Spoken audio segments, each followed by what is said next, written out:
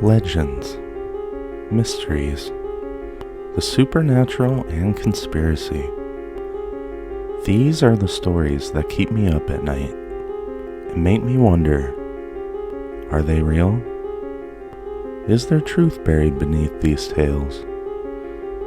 Join me as we look over some of the most dark and mysterious stories ever told.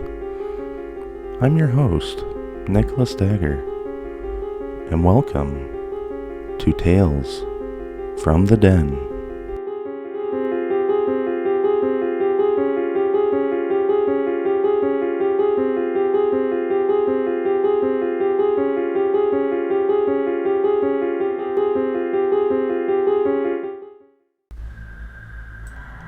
The Vatican, epicenter of the Catholic religion and papal authority. The Vatican's history as the seat of the Catholic Church began with the construction of a basilica over St. Peter's grave in Rome in the 4th century AD. The area developed into a popular pilgrimage site and commercial district, although it was abandoned following the move of the papal court to France in 1309.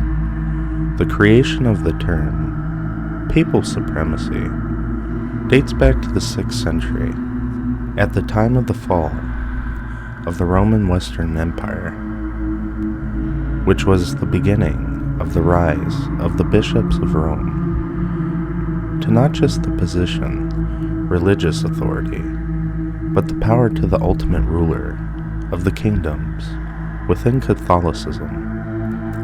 With over 1 billion followers of this belief system, ultimately comes questions and conspiracy from within the holy city's walls. And without public access to all the restricted areas within the Vatican, one can only question what is really behind closed doors.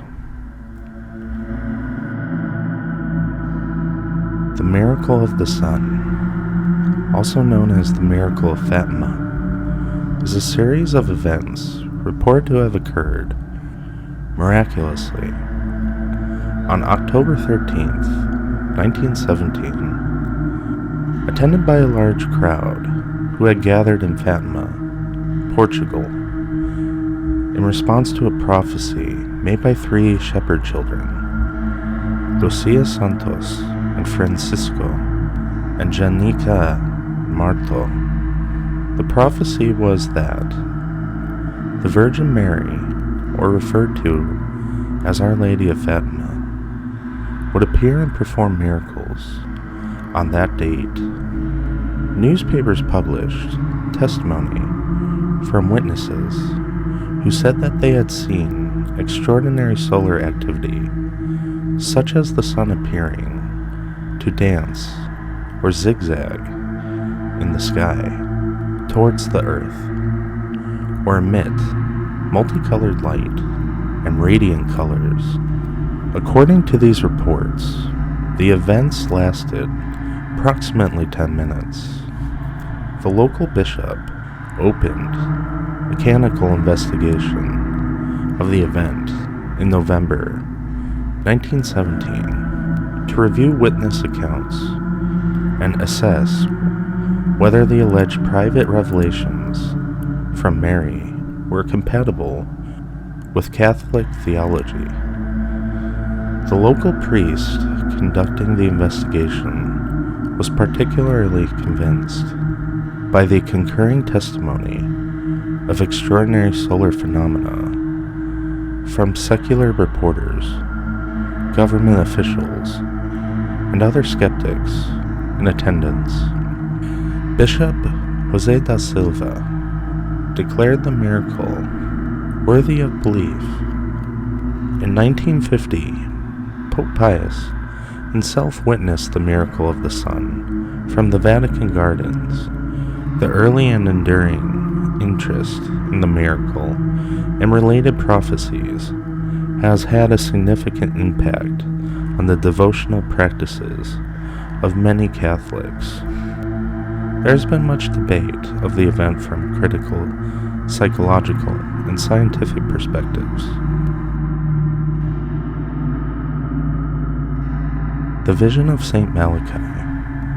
Malachi is an Irish saint who was Archbishop of Armagh, to whom were attributed several miracles and an alleged vision of 112 popes. Malachi was the first native-born Irish saint to be formally canonized. In 1139, then Archbishop Malachi went to Rome from Ireland to give an account of his affairs. While there, he received a strange vision about the future that included the name of every pope, 112 in all form and all from his time, who would rule until the end of time. Saint Malachi gave an account of his visions to Pope Innocent, but the document remained unknown in the Roman archives until its discovery in 1590. Saint Malachi's final prediction in full is as follows. In the final persecution of the Holy Roman Church, there will reign Peter the Roman, who will feed his flock amid many tribulations, after which the seven-hilled city will be destroyed. The dreadful judge will judge the people. The end. Now, though this prophecy of the final pope was named Peter the Roman, that would mean that Pope Francis would indeed be the final pope according to this prophecy. Now, though Pope Francis is not named Peter the Roman, here is something quite interesting though. Pope Francis, when questioned why he chose his particular name, he responded that he chose it to honor Francis of Assisi. Now, interesting enough, Saint Francis was an Italian priest whose original name was Francisco di Pietro di Bernardo. Now, translated, Pietro is Peter, and Francis is Italian. If you decode the words properly, you would come out with Peter the Roman. Something to think about, or perhaps just a coincidence. You decide.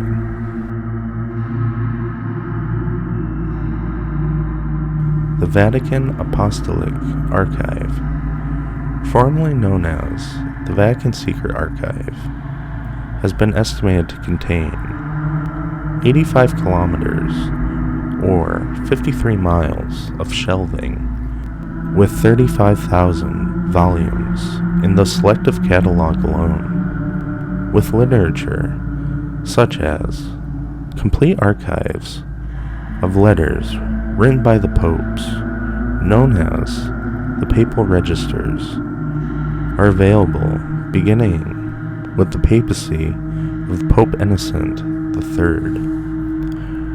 A few registers of earlier popes also survive, including Pope John V and Pope Gregory V.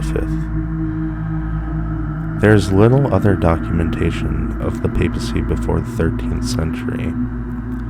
Also within the archives are notable documents, including Henry VIII of England's request for a marriage annulment, a handwritten transcript of the trial of Galileo for heresy, and letters from Michelangelo complaining he had not been paid for work on the Sistine Chapel. Now, with that much documentation hidden from the public eye, many questions rise up, and many conspiracies come forth. Some of them include evidence of extraterrestrial life, or the location of Atlantis, and also ancient civilization secrets and technology that was long thought lost, but was actually preserved and kept underground. No one will know for sure, though, unless they open up the archives and allow public viewing, and allow us to see what's really down there. Thanks for watching. Until next time.